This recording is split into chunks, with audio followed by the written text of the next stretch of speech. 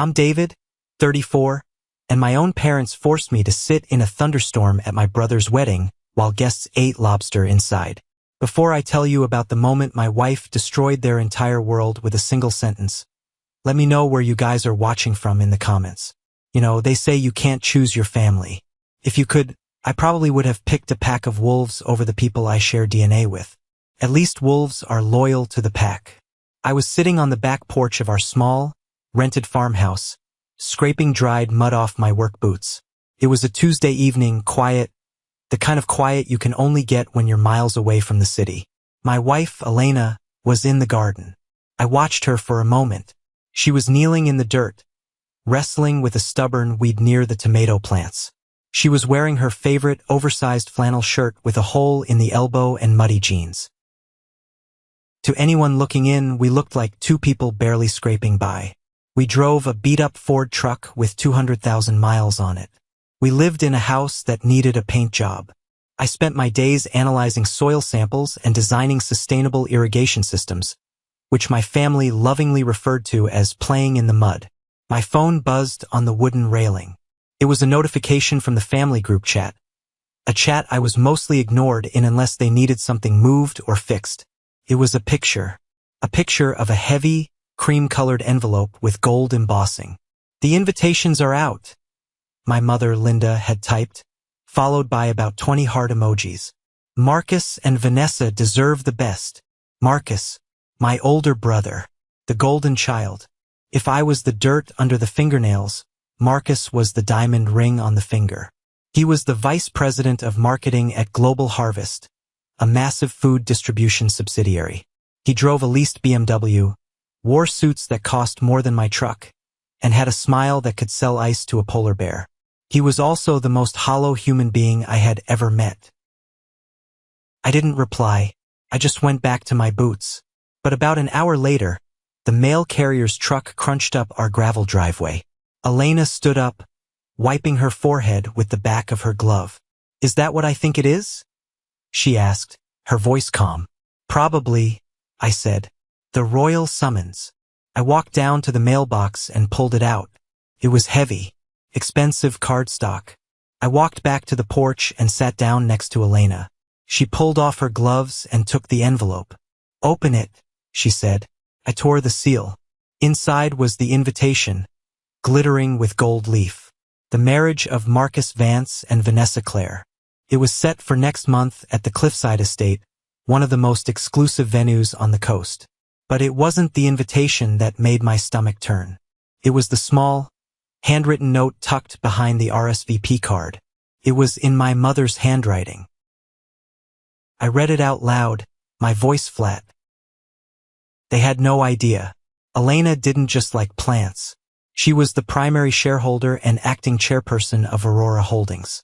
She owned patents on drought-resistant seeds that were changing agriculture in 3 continents. She didn't work at a nursery.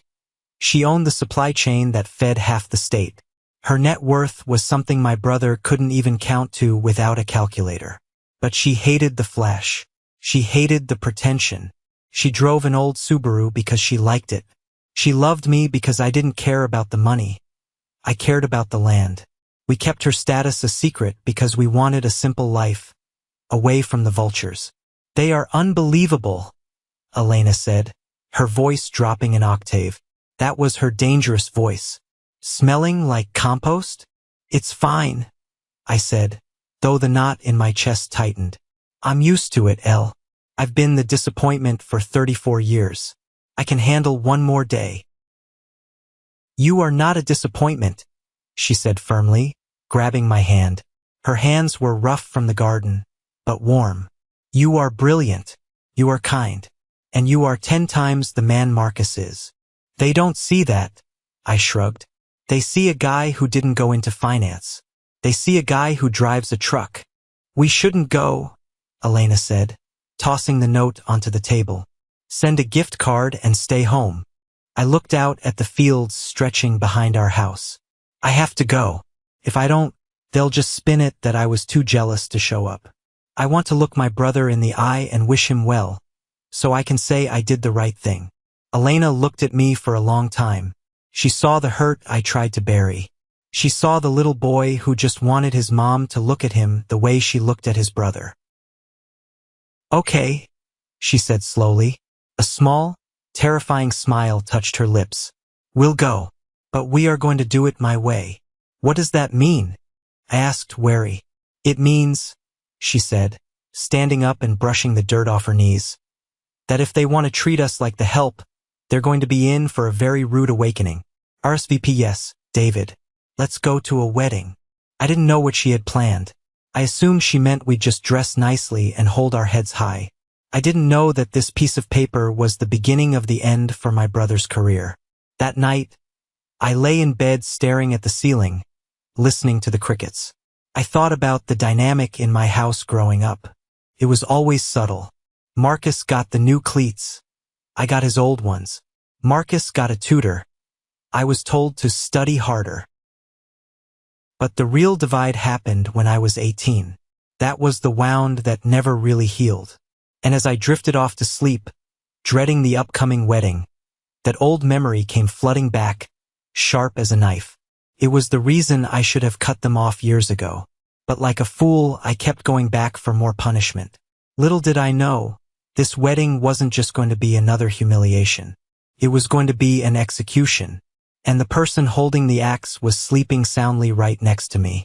To understand why my mother's note about smelling like compost cut so deep, you have to understand the history of the Vance family finances. Or rather, the theft of my finances. When I was a kid, my grandfather passed away. He was a stern man, a farmer, the only person in the family who actually understood me. He left a substantial college fund for both Marcus and me. It wasn't millions, but it was enough to cover tuition at a good state school for 4 years, debt-free. It was my ticket out. I wanted to study agronomy at a top-tier university. I remember the day I got my acceptance letter. I was 18, bursting with pride. I ran into the kitchen, waving the letter. "Mom, Dad, I got into state. The agronomy program accepted me." My father, Arthur, was sitting at the table reading the paper. My mother was polishing silverware. They exchanged a look. It wasn't a look of pride. It was a look of guilt mixed with annoyance. "That's nice, David," my dad said, not looking up. "But state is expensive." "I know," I said, confused. "But Grandpa's fund. That's what it's for." The silence that followed was deafening. My mother set down the spoon she was polishing. "Well," she started, "about that. We had to make some adjustments." "Adjustments?" "Marcus needed a car," my dad said, his voice hardening, daring me to challenge him. "He got that internship at the brokerage firm in the city. He couldn't take the bus, David. Image is important in that industry. He needed reliable transportation." I ran to the driveway. There it was. A brand new, silver Porsche Boxster. "You bought him a Porsche?" I choked out, tears stinging my eyes. "With my college money?" "It wasn't just the car," my mother said defensively. "He needed suits. He needed a membership at the club to network. It's an investment, David. Marcus is going to make millions. He's the future of this family. When he makes it big, he'll help you out." "So I get nothing?" I asked, my voice trembling. "I have to take out loans because Marcus needs a Porsche?" "Don't be selfish," my dad snapped. "You can work. You're good with your hands. Work your way through school. It builds character." That was the day I realized I wasn't a son to them. I was a spare part. I did work my way through school. I scrubbed toilets, I landscaped, I ate ramen for 4 years. I graduated with honors and zero help from them. Marcus, meanwhile, crashed the Porsche within 6 months and they bought him another one.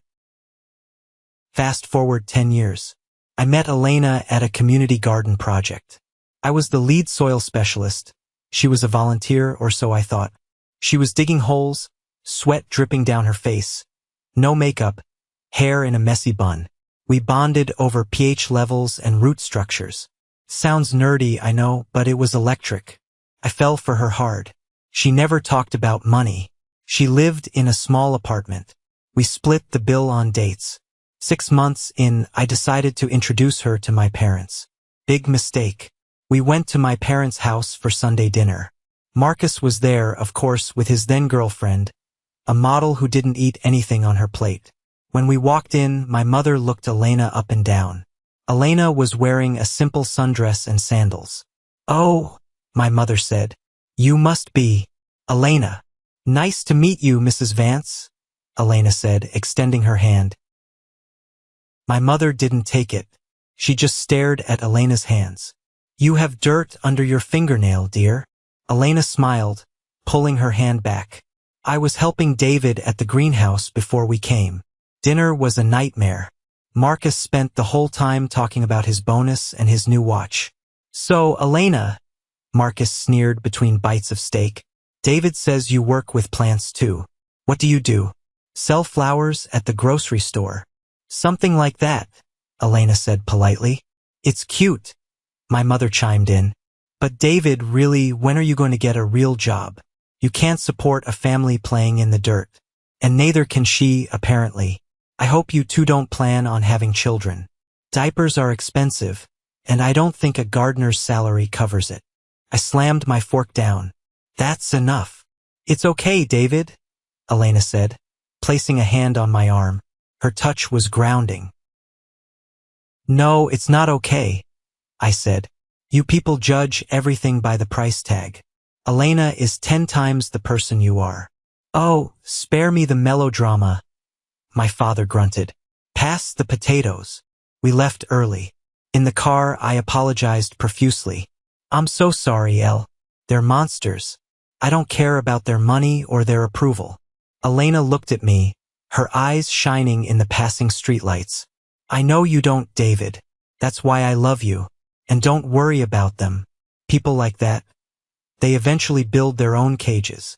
I didn't know then that she could have bought my parents' house with the contents of her checking account.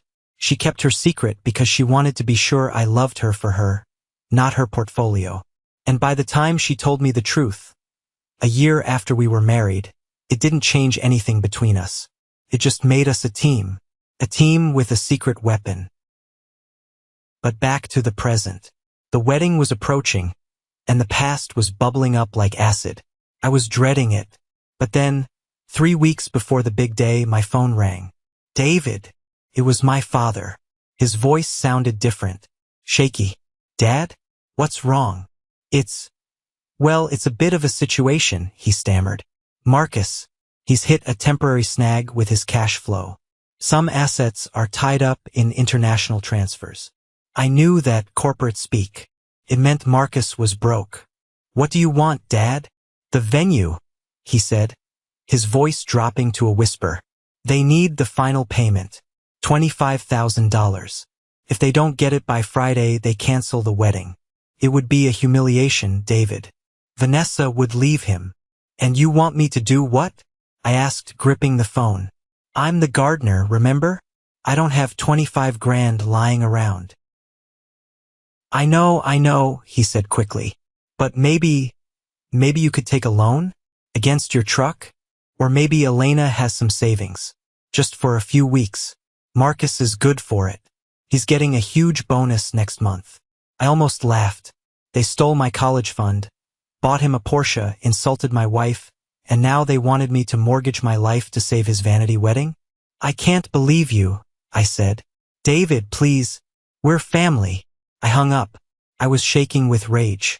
I walked into the living room and told Elena. She listened, her face unreadable. Then she walked over to her laptop. "Call him back," she said. "What?" "No. Call him back," she repeated. "Tell him you scraped it together. Tell him you found an anonymous donor through a charity grant for underprivileged families. Tell him the money will be there, but it has to be anonymous because of tax reasons." "Elle, why would we help him?" "Because," she said, typing furiously, "when you give someone a rope, they can use it to climb, or they can use it to hang themselves. Let's see what Marcus does with this rope." I didn't understand her game yet, but I trusted her. I called my dad. I lied. I told him a friend in a charity organization could push through a one-time emergency grant. My dad didn't even say thank you to me. He just said, "Oh, thank God. Make sure the wire hits by noon tomorrow." We sent the money. $50,000, actually. Enough to cover the venue and the catering. It came from the Green Leaf Initiative, one of Elena's philanthropic shell companies. I thought that would buy us some respect. I thought maybe, just maybe, they would treat us like human beings at the wedding. I was wrong. I was so wrong. The month leading up to the wedding was a masterclass in narcissism. After we wired the money that technically belonged to my poor wife, Marcus went on a social media rampage. I watched from the sidelines as his Facebook feed filled with lies. Just secured a massive investment for my personal brand, he posted, captioning a photo of himself smoking a cigar. The universe rewards those who hustle. The wedding of the century is fully funded.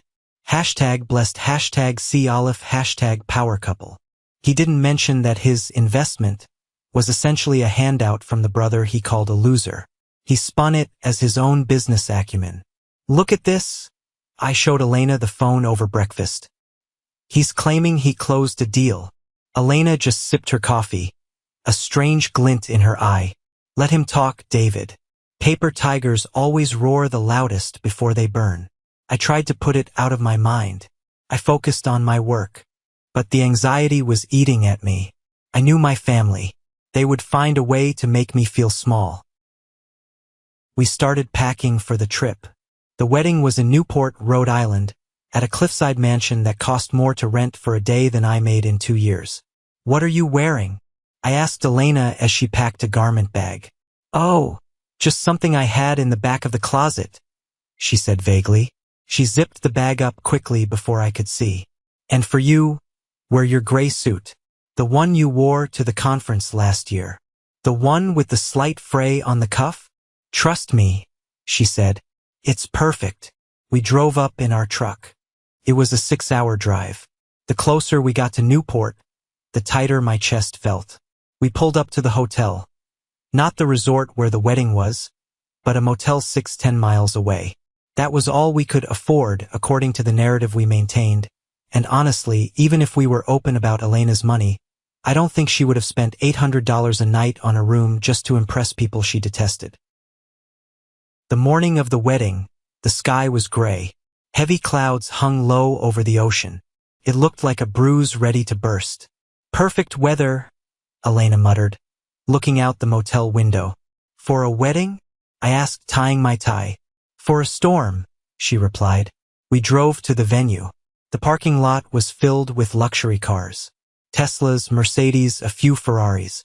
My beat-up Ford truck looked like a tractor parked in a showroom. The valet looked at us with open disdain. I can't park this up front, sir, the valet said, wrinkling his nose. You'll have to park in the overflow lot. Down the hill. Half-a-mile walk. It's fine, Elena said before I could argue. I'll park it. David, you go in. I need to make a phone call anyway. I'm not leaving you to walk up that hill in heels, I protested. David, she said, gripping my arm. Her eyes were intense. Go in. I have a surprise to arrange. Trust me. Please. I hesitated, then nodded. I kissed her cheek. Don't be long. I walked up the grand staircase alone. The venue was breathtaking. Marble floors, crystal chandeliers, servers walking around with champagne flutes. I spotted my parents near the entrance. They were holding court, laughing with some of Marcus's business partners. My dad was wearing a tuxedo that probably cost $5,000. My mom was dripping in pearls. I took a deep breath and walked over. Mom, Dad, congratulations. My mother turned. Her smile vanished instantly. She scanned me from head to toe, her eyes lingering on the slightly scuffed toe of my dress shoe. David, she sighed. You're here. Happy to celebrate Marcus. I lied. Where is your wife? My dad asked, looking around as if checking for a stray dog. Parking the truck, I said. Good, my mother said. Listen, David, there's been a slight change in the seating chart. Table 19? I asked. No, she said, avoiding my eyes. Actually, the guest list expanded. Some very important clients of Marcus's boss, Mr. Sterling, decided to come last minute. We needed the seats in the ballroom. So, where are we sitting? My mother pointed a manicured finger toward the glass doors leading to the outdoor terrace. There's a lovely table on the patio. It's intimate. You'll have a great view of the ocean. I looked out. The sky was almost black. The wind was whipping the tablecloths. It was freezing out there. Mom, it's going to rain, I said. It's 45 degrees. Oh, stop complaining, she snapped. There's a tent cover. Besides, you're used to the elements, aren't you, Mr. Outdoorsman? Just go sit down and don't make a scene. Marcus is stressed enough. I looked at my father. He just sipped his scotch and looked away. Fine, I said. My voice was cold. I'll sit outside. I walked out the glass doors. The wind hit me instantly. It was biting. The table wasn't a table. It was a plastic folding table set up near the railing, far away from the heat lamps. There were no other guests out there. Just me. 2 chairs. 1 wobbly table. And a storm rolling in. I sat down. Through the glass, I could see the warm, golden glow of the ballroom. I saw Marcus laughing, clinking glasses. I saw my parents beaming. I saw the waiters bringing out trays of hors d'oeuvres, crab cakes, truffle tartlets. A waiter came outside for a smoke break, saw me and looked confused. Sir, you're sitting here. Apparently, I said. Can I get you a drink? He asked, pity in his eyes. Whiskey. Double. Neat. 10 minutes passed. Then 20. The first drops of rain started to fall. Big, heavy drops. The wind picked up, shaking the flimsy canvas tent above me. I texted Elena. Where are you? They put us outside. No reply. The rain started coming down harder. It was blowing sideways, soaking my pant legs. I sat there, gripping my glass, watching my family inside. They looked so happy. They didn't even glance at the window. I was invisible. Or worse, I was a nuisance they had successfully quarantined. I checked my phone again. Still no word from Elena. I was starting to get worried. Was the truck broken down? Did she leave? Then the glass doors opened. I thought maybe someone was coming to invite me in. Maybe my dad grew a conscience. But no, it was Marcus and Vanessa and about 5 of their loud, drunk friends. They stumbled out onto the patio, seeking fresh air or maybe just looking for a victim. Marcus saw me and his face lit up with a cruel delight. He was holding a large glass of red wine. Well, look who it is, Marcus shouted over the wind. The dirt farmer. Enjoying the VIP section? Vanessa giggled, leaning on his shoulder. Her white dress was stunning, I had to admit, but her face was twisted in a sneer. Oh, Marcus, don't be mean. He's probably used to sleeping outside. The group laughed. It was a pack mentality. I'm just waiting for my wife, Marcus, I said, standing up. Congratulations on the wedding. Where is the little flower girl? Marcus mocked, looking around. Did she get lost cleaning the toilets? Watch your mouth, I warned, stepping forward. Ooh, scary, Marcus feigned terror. He stepped closer to me. Listen, David. I know you think you're a big man because you sent that little charity check. But let's be real. You're nothing. You're an embarrassment to this family. Mom and Dad only invited you because they were afraid you'd cry to the relatives if they didn't. I sent you $50,000 to save your ass, I hissed. You're welcome. Pocket change, Marcus scoffed. I make that in a month. He stumbled. Maybe it was the alcohol. Maybe it was on purpose. But he lurched forward, and the contents of his wine glass, a dark, heavy Cabernet, splashed directly onto my chest. The red liquid soaked my white shirt, my gray suit, dripping down my front like a gunshot wound. Oops, Marcus said. He didn't look sorry. He looked delighted. Oh my God, Vanessa shrieked, laughing. He looks like a bloody mess. Get him out of here before he ruins the photos. You did that on purpose, I said, my hands shaking. Security, Marcus yelled, waving at the guard by the door. This man is drunk and disorderly. He's ruining my wedding. Get him out of here.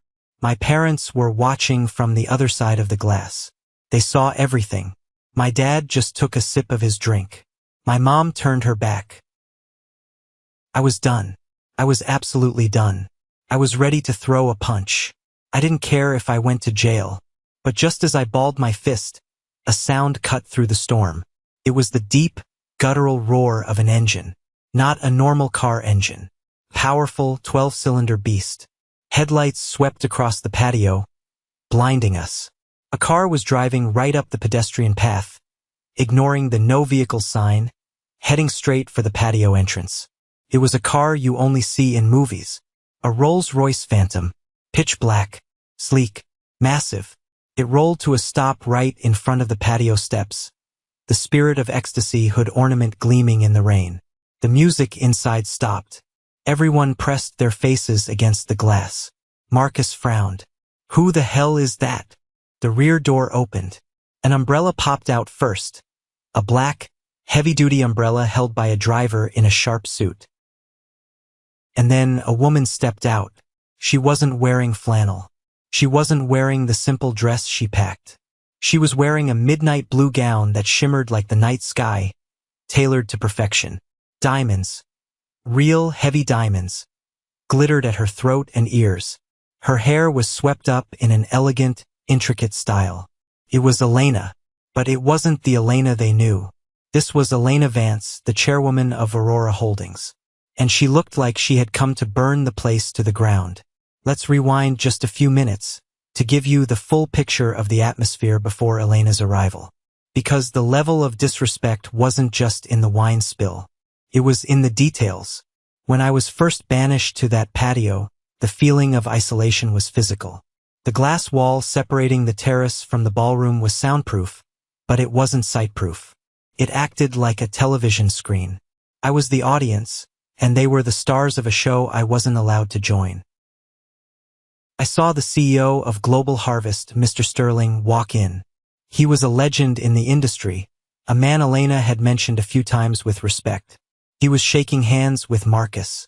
Marcus was beaming, doing that fake laugh where he throws his head back.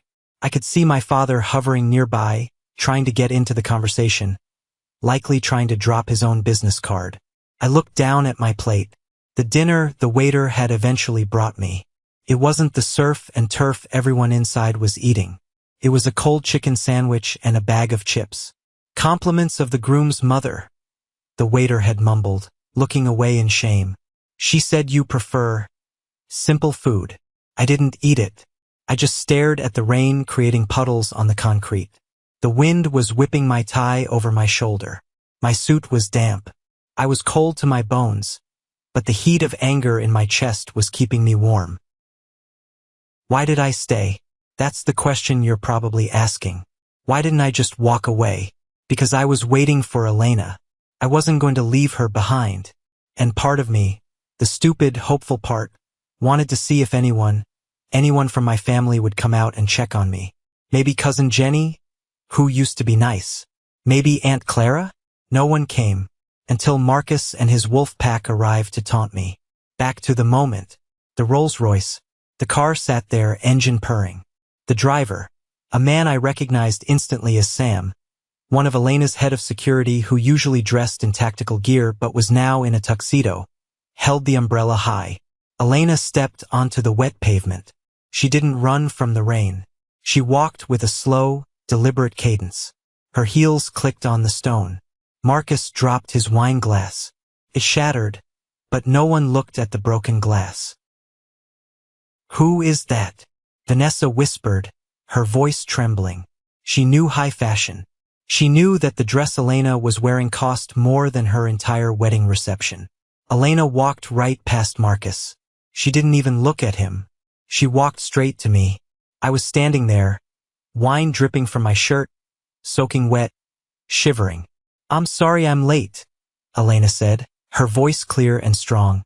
She reached out and touched my cheek. I had to make a few calls. Are you okay? I'm a mess, I stammered, looking down at my shirt. Marcus spilled. Elena looked down at the red stain. Then she slowly turned to face Marcus. The transformation was terrifying. The soft, loving look she gave me vanished, replaced by a gaze of absolute zero. "You spilled wine on my husband," she said. It wasn't a question. Marcus blinked, trying to regain his composure. He puffed out his chest. "Look, lady, I don't know who you think you are crashing my wedding, but this is a private event, and that thing standing next to you is my loser brother." "I know who he is," Elena said calmly. "And I know who you are, Marcus. You're the VP of Marketing for Global Harvest." "That's right," Marcus smirked, fixing his tie. "I'm a big deal. So why don't you and your rented car get lost?" "Rented?" Elena let out a short, dry laugh. By now, the commotion had drawn people from inside. The glass doors slid open. My parents rushed out, followed by Mr. Sterling, the CEO. "What is going on here?" my father demanded. Then he saw Elena. His jaw dropped. "Elena? Is that you?" My mother squinted, confused. "Where did you get that dress? Did you steal it?" Elena ignored them. She was looking at Mr. Sterling. Mr. Sterling was staring at Elena with a look of pure shock. Then horror. He pushed past my father. He practically ran to Elena. "Mrs. Vance?" Mr. Sterling asked, his voice shaking. He bowed his head slightly. I had no idea you were coming. I would have prepared a proper welcome." The silence on the patio was absolute. The only sound was the rain and the wind. Marcus looked at his boss. "Mr. Sterling? You know her? She's just my brother's wife. She sells plants." Mr. Sterling turned on Marcus, his face red with fury. "Shut up, Marcus. You idiot. This is Elena Vance. She is the chairperson of Aurora Holdings." Marcus froze. "Aurora Holdings? The parent company? The ones who own us?" "She owns Global Harvest," Sterling hissed. "She owns the supply chain. She owns the land your office sits on. She is your boss's boss's boss." I watched my parents' faces. It was like watching a slow-motion car crash. My mother turned pale, her hand flying to her mouth. My father looked like he was having a stroke. Elena finally looked at Marcus. "I don't sell plants, Marcus. I engineer the future of agriculture. And my husband," she gestured to me, "is the brilliant mind behind our soil regeneration patents. He is the reason your company has products to sell." She took a step closer to Marcus. "And you made him sit in the rain." I didn't know," Marcus stuttered, stepping back. "It was a joke. A prank. We were just messing around." "And the wine?" Elena asked, glancing at my ruined shirt. "Was that a joke too? Because it looks like assault to me." "He tripped," Vanessa squeaked. "It was an accident. I saw him pour it," Elena said coldly. "And I heard what he called him. Trash. Isn't that right?" She turned to Mr. Sterling. "Mr. Sterling, is this the kind of leadership we cultivate at Global Harvest? Men who humiliate their family for sport? Men who lack basic decency?" "Absolutely not, ma'am," Sterling said, sweating despite the cold. "This is unacceptable." "Good," Elena said. She reached into her clutch purse, a small, diamond-encrusted thing, and pulled out a folded piece of paper. "Because I have something else to discuss regarding Marcus's employment," she said. My heart was pounding in my throat. I looked at Elena. She wasn't just defending me. She was about to execute him. The rain had stopped, but the storm on the patio was just peaking. Elena held the paper up. It wasn't a napkin or a note. It was a bank transfer record. "Marcus," Elena said, her voice projecting so everyone, including the guests crowding the doorway, could hear. "Do you remember the $50,000 you received 3 weeks ago? To save this wedding?" Marcus went white. That was an investment. From a private partner." "It was from us," Elena said. "From David and me. We funneled it through the Green Leaf Initiative so you wouldn't feel embarrassed taking money from your poor brother." My parents gasped. My dad looked at me, eyes wide. "You sent the money? But you said." "I lied to save his dignity," I said, stepping up beside Elena. something he obviously doesn't have. But that's not the interesting part, Elena continued, unfolding a second document. The interesting part is why you needed the money, Marcus. She handed the document to Mr. Sterling. Mr. Sterling, would you mind reading the highlighted section? Sterling put on his glasses. His hands were shaking. He read it and his eyes bulged. This is a fraudulent invoice, Sterling muttered. Read it aloud, Elena commanded. It appears, Sterling read, his voice tight, that Marcus Vance authorized a payment of $40,000 from the Global Harvest Marketing Fund to a vendor listed as Creative Solutions LLC. But the tax ID for Creative Solutions LLC matches the jewelry store where the engagement ring was purchased. The crowd erupted in whispers. Vanessa looked down at the massive rock on her finger. She looked at Marcus. You stole from the company to buy my ring? No, no, Marcus shouted, waving his hands. That's a lie. It's a clerical error. I was going to pay it back. Embezzlement, Elena said, the word hanging in the air like a guillotine blade. You stole $40,000 from my company to play rich. And then, when you ran out of stolen money for the venue, you begged your brother for help. And how did you repay him? By making him sit in the rain and pouring wine on him. She turned to Sterling. Fire him. What? Marcus screamed. You heard me, Elena said calmly. Mr. Sterling, terminate his contract immediately. For cause, embezzlement, gross misconduct, and damaging the company's reputation. Done, Sterling said instantly. He looked at Marcus with disgust. Marcus, you're fired. Hand over your company phone and keys. Now. You can't do this, Marcus yelled, his face turning purple. This is my wedding day. You can't fire me on my wedding day. You made your brother sit in the mud on his brother's wedding day, I said. My voice was quiet, but it cut through the noise. You reap what you sow, Marcus. Dad, Mom, Marcus turned to our parents, desperate. Do something. Tell them. My mother looked at Elena. She looked at the Rolls-Royce. She looked at the diamonds. Then she looked at Marcus, the son who was now unemployed and facing potential jail time. And then, she did something that made me sick. She smiled at Elena. Elena, darling, my mother said, stepping forward with open arms. Oh, this is all a terrible misunderstanding. We didn't know. If we had known you were, well, we would have given you the head table. Marcus is just, he's been under so much stress. Let's not be hasty. We're family, right? She reached out to touch Elena's arm. Elena took a step back. Don't touch me. Linda, Elena said, using my mother's first name for the first time. You asked me if my salary could cover soap. You told David he was a failure. You put us at a table with the trash cans, literally. You don't get to play the family card now that you smell money. But David is our son, my father protested, trying to look authoritative. David, tell your wife to be reasonable. We can work this out. I looked at my father. I looked at the man who prioritized a Porsche over my education. The man who watched me get humiliated and did nothing. No, Dad, I said. I won't. David, please. My mom pleaded, tears forming in her eyes. Fake tears. I knew them well. We love you. We've always been proud of you. Liar, I said. You're not proud of me. You're proud of the proximity to power. You only care now because you realized I'm holding the keys. I took Elena's hand. We're leaving. Wait. Marcus lunged forward, grabbing my arm. You can't leave. You have to fix this. If I get fired, I lose the lease on the apartment. I lose everything.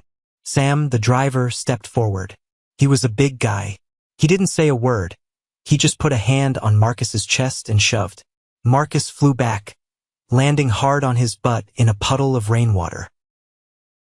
It was poetic. He was now the one sitting in the wet, looking up. Don't touch him, Sam rumbled. Let's go, David, Elena said, turning her back on them. We walked toward the Rolls-Royce. The crowd parted like the Red Sea. I saw awe in their eyes. I saw fear. "David!" my mother screamed after us. "David, don't walk away from your family." I stopped at the car door. I turned around one last time.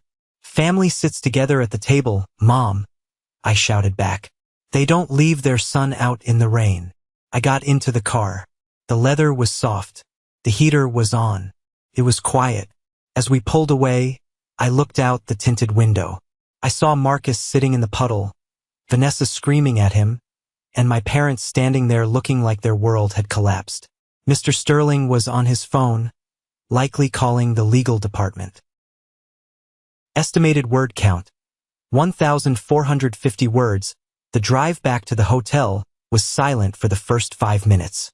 I was in shock. My adrenaline was crashing, leaving my hands shaking. Elena reached over and took my hand. "Are you okay?" I looked at her. "You own Global Harvest?" She smiled sheepishly. "Technically, Aurora Holdings owns a majority stake in the parent conglomerate. I didn't want to bore you with the corporate structure." I started laughing. I laughed until I cried. "You fired him. You actually fired him." "He fired himself," Elena said seriously. "The embezzlement is real, David. I've had auditors looking into him for a month, ever since he posted that picture of the new watch. I just waited for the right moment to drop the hammer." "And the 50,000? We'll get it back," she said. "The company will sue him for the embezzled funds, and since he used our personal loan to cover up his fraud, the lawyers will attach that to the judgment. He's going to be broke, David. Very broke." We didn't go back to the Motel 6. Elena had Sam drive us to a private airfield nearby where a charter plane was waiting. We flew home that night. I wasn't going to spend another second in that state. The fallout was immediate and catastrophic for them. By Monday morning, Marcus's life was dismantled. Mr. Sterling didn't just fire him, he pressed charges. Corporate theft is a felony. Marcus was arrested at his apartment, the apartment he could no longer afford. Vanessa left him before the handcuffs were even on. Turns out, she was in love with the VP title, not the man. She filed for an annulment, claiming fraud. She even tried to keep the ring, but since it was bought with stolen money, it was seized as evidence. My parents were frantic. They called me 50 times a day. I blocked their numbers. Then they started calling from random numbers. Finally, I answered one call. It was my mother. "David," she sobbed, "you have to help. Marcus is in jail. The bail is set at $100,000. We don't have that kind of liquid cash. You have to ask Elena to drop the charges." "I can't do that, Mom," I said calmly. "It's a corporate matter. It's out of my hands." "How can you be so cruel?" she shrieked. "He's your brother. He's a thief," I said. "And you know what? If it was me in that cell, you would have left me there to rot.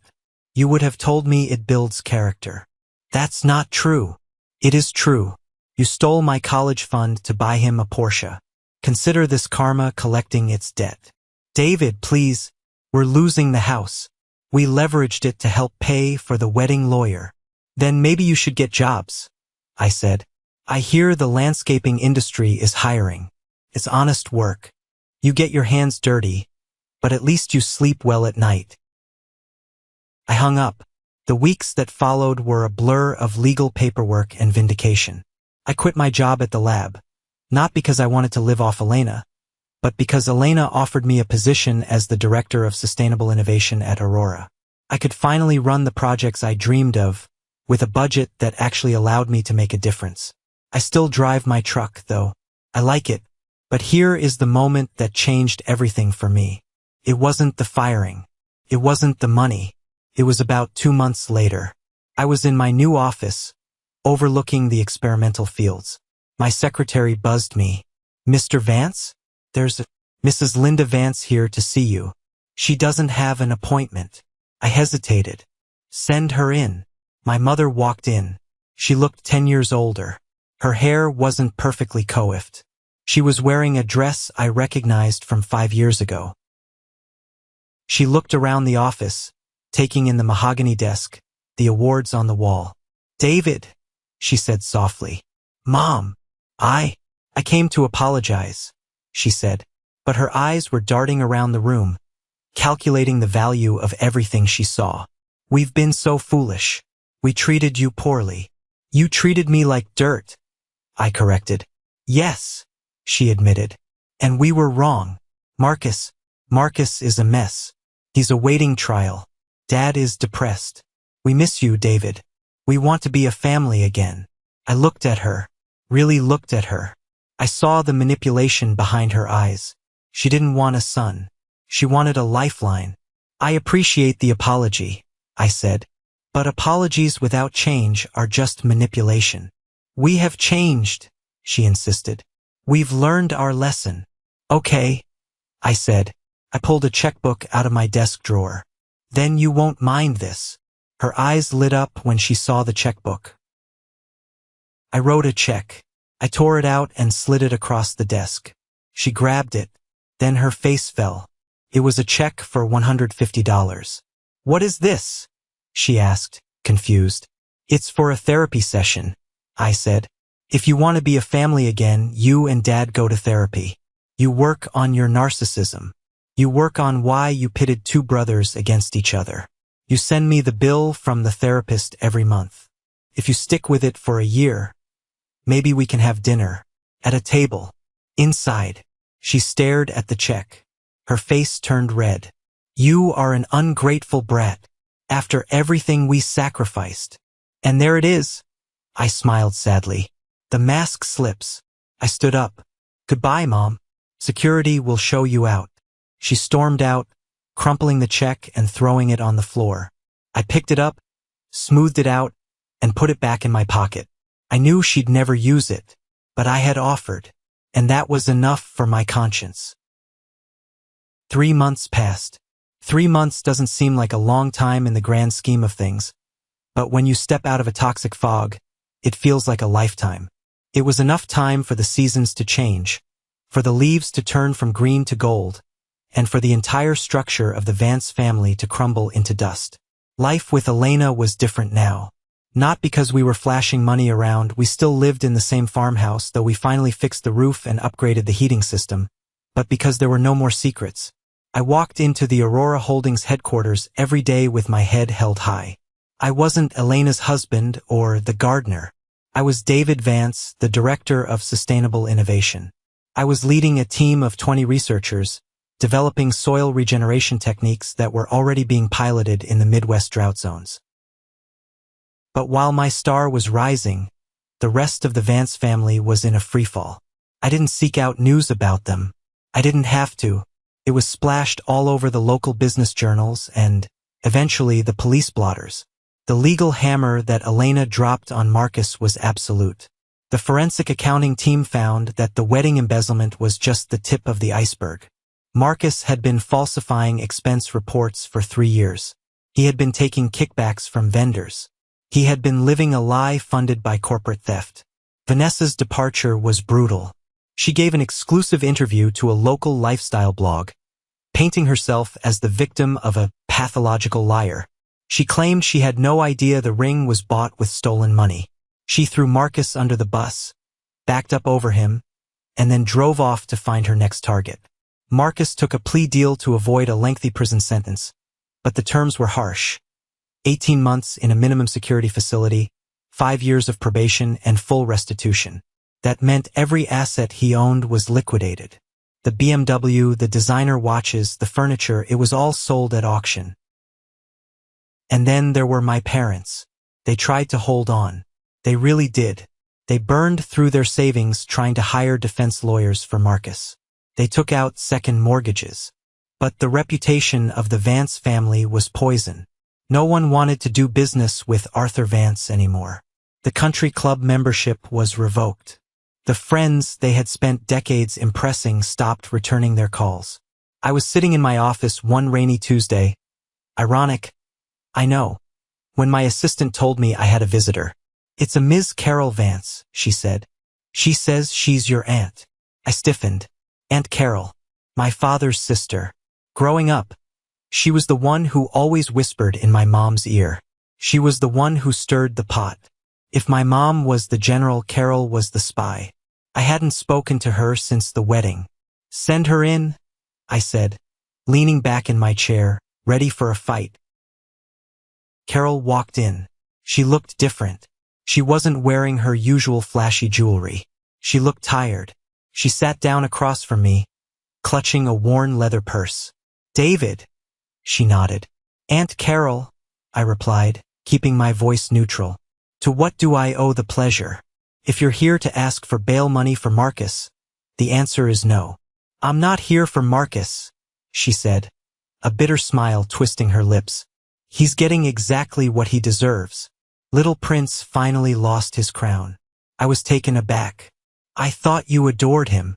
I tolerated him, she corrected, because your mother worshipped the ground he walked on. And if you wanted peace in the family, you bowed to the golden child. She opened her purse and pulled out a thick manila envelope. She slid it across the desk.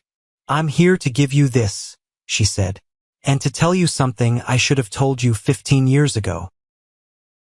I opened the envelope. Inside were copies of old bank statements. My bank statements, the custodial account my grandfather had set up for me. I flipped through them. I saw the withdrawals. The dates coincided perfectly with the purchase of Marcus's first Porsche, his trips to Europe, his expensive apartment deposits. I know, I said, tossing them down. They stole my college fund. I've known that since I was 18. Look at the signature on the authorization form, Carol said softly. I looked closer at the withdrawal slip from 2008. The signature authorizing the transfer of funds wasn't my father's. It was my mother's. Arthur didn't want to do it, Carol said, staring out the window. Your father is weak, David. He's a coward. But he loved his dad, your grandfather. He wanted to respect the old man's wishes. But Linda wouldn't have it. She forged Arthur's signature. She drained the account. She told Arthur that if he didn't go along with it, she'd leave him and take the boys. I felt a cold chill run down my spine. Why are you telling me this now? Because, Carol said, her eyes hardening. Last week, Linda came to my house. She asked me to sell my mother's antique engagement ring, the one your grandmother left to me, so she could pay the retainer for Marcus's appeal. She tried to guilt me just like she guilt your father. She said family sacrifices for family. Carol laughed, a dry, humorless sound. I realized then that it never ends. She will consume everyone around her to keep up appearances. So, I decided to stop it. How? Who do you think sent the anonymous tip to Elena's auditors about the creative solutions vendor? Carol asked. I stared at her. The room went silent. You, I whispered. You tipped off Elena? I've been the bookkeeper for your dad's small consulting firm for 20 years. David. I saw the transfers Marcus was making between the family accounts and his accounts. I saw the rot. When I heard about the wedding, about how they treated you, making you sit in the rain, something snapped. I found the corporate whistleblower email for Aurora Holdings online. I sent them the invoice numbers. I leaned back, stunned. The twist wasn't that my enemies were defeated. It was that the defeat came from inside the house. The person I thought was a manipulator was actually the executioner. Why, Carol? Because, she stood up, smoothing her skirt. When your grandfather died, he told me to look out for you. He said you had the farmer's heart. I failed him for a long time. I was afraid of Linda, but I'm not afraid anymore. She has no power left. She walked to the door. They're losing the house, David. The bank posted the foreclosure notice this morning. Linda is telling everyone they're downsizing to a condo in Florida. The truth is, they're broke. Thank you, Carol, I said, and I meant it. Don't thank me, she said without turning back. Just don't become them. After she left, I sat there for a long time. I looked at the forged signature on the bank document. I realized that my anger, which had been a raging fire for so long, had burned down to embers. I didn't feel hate anymore. I felt pity. I picked up the phone and called Elena. Hey, she answered, her voice bright. Ready for lunch? I said. The house. My parents' house. It's in foreclosure. I know, she said. I was going to tell you tonight. It hits the auction block next Friday. I want to buy it, I said. There was a long silence on the other end. David, she said cautiously. Are you sure? That house is full of ghosts. Why would you want to go back there? I don't want to live in it, I said. I want to change it. I want to scrub the ghosts out. I want to turn it into something that actually brings value to the world. I want to turn it into a center for the Green Youth Program. A place where kids who don't fit in, kids like I was, can learn about agriculture, sustainability, and science. A center for shadow children, Elena mused, to help them find their light. Exactly. Okay, she said immediately. I'll have the lawyers attend the auction. We'll buy it through a blind trust. They'll never know it was us until the deed is signed. The following Friday, the hammer fell. The house where I was treated like a second-class citizen, where my college fund was stolen, where I was told I wasn't good enough, was sold to the Vance Foundation. My parents moved out 3 days later. I didn't go to watch. I didn't want to see their shame. I just wanted the keys. 6 months after the foreclosure, I stood on the back porch of the house. It looked different now. We had repainted the exterior a warm, inviting sage green. The overgrown, manicured hedges that my mother used to obsess over were gone, replaced by beds of native wildflowers that buzzed with pollinators. The sterile lawn was being converted into raised vegetable beds for the students. It was late afternoon. The sun was setting, casting long, golden shadows across the property. Elena walked out of the house holding 2 mugs of tea. She handed one to me and leaned against the railing, the same railing where I used to sit and wish I was anyone else. The first group of students arrives on Monday, she said, looking out at the transformed yard. 12 kids, all from the inner city. Most of them have never touched real soil. They're going to love it, I said, taking a sip of the tea. It changes you, working with the land. It teaches you patience. Teaches you that you can't fake growth. You can't bribe a plant to grow faster. You just have to nurture it. Unlike some people we know, Elena murmured. We hadn't heard much from my parents. They had moved into a small 2-bedroom apartment 3 towns over. My father was working part-time as a greeter at a hardware store. My mother was reportedly trying to sell essential oils on Facebook. It was a humble existence, one they were ill-equipped for, but perhaps, as I had told my mother, it would build character. Marcus was 6 months into his sentence. I sent him a letter once. I didn't write anything hateful. I just wrote, "The soil doesn't judge the seed, Marcus. It just gives it what it needs. If you decide to grow into something better when you get out, I'm here. If you want to stay a weed, that's on you." He never wrote back. Maybe he wasn't ready. Maybe he never would be. And I had made peace with that. Do you remember the wedding? Elena asked, turning to face me. The rain. Hard to forget. I chuckled. I still have the shirt with the wine stain. I kept it. Why? To remind me, I said. To remind me that my worth isn't determined by where I sit. It isn't determined by the clothes I wear or the car I drive. It's determined by what I do when the storm hits. Elena smiled, that brilliant, genuine smile that I fell in love with in the dirt all those years ago. You stood tall, David. You didn't fight dirty. You just told the truth. You helped. I nudged her. The Rolls-Royce was a nice touch. I admit I enjoyed that. She laughed. Just a little bit. We stood there in silence for a while, watching the fireflies start to blink in the twilight. I thought about the journey. I thought about the boy who was told he was the shadow.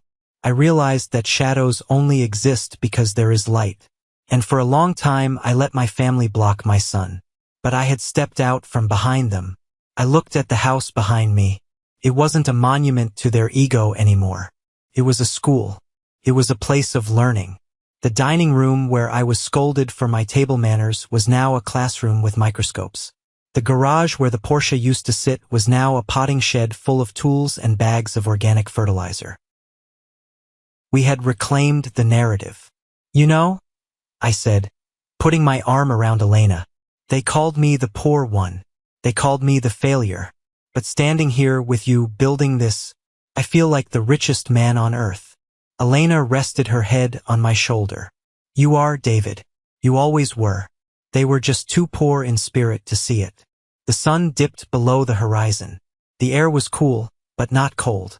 It smelled of damp earth and blooming jasmine. I took a deep breath. It was the smell of freedom.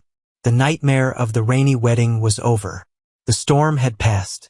And in its wake, we had planted a garden that would feed the future. My name is David Vance. I am a gardener. I am a husband. And I am finally truly home. Friends, as I close this chapter of my life with you, I want to leave you with a few thoughts that I hope will stick with you longer than the drama of the story. First, your value is intrinsic, not external. My family tried to define me by my bank account and my job title. They measured success in Porsches and country clubs. But money is just a tool. Character is your foundation. You can be the CEO of a major company and be morally bankrupt, or you can be a gardener and be the wealthiest soul in the room. Don't let anyone, even your family, tell you that you are less than because you don't fit their mold of success. Second, toxic family is not a life sentence. There is a massive stigma about cutting off family. We are told to honor thy father and mother no matter what. But respect is a two-way street. You are allowed to set boundaries. You are allowed to protect your peace. You are allowed to walk away from a table where respect is no longer being served. As I told my father, family sits together. They don't leave you in the rain. If they leave you in the rain, they aren't family. And finally, the truth always wins, but it requires patience. I spent years swallowing my pride, watching my brother get rewarded for bad behavior. It was frustrating, felt unfair, but eventually the facade cracked. If you are dealing with a narcissist or a manipulator, don't try to out-manipulate them. Just live your truth. Build your life. Be solid. Eventually, they will trip over their own lies just like Marcus did. I want to hear from you guys. What is the biggest lesson you took away from my journey? Is it about self-worth? Is it about standing up to bullies? Or is it about the power of a good partner like Elena? Please drop a comment below with the word good if you found value in this story and these lessons. It lets me know that sharing this pain was worth it to help someone else. And tell me one boundary you are going to set in your life this week. Thank you for listening. Keep growing, keep going, and never let anyone make you sit in the rain.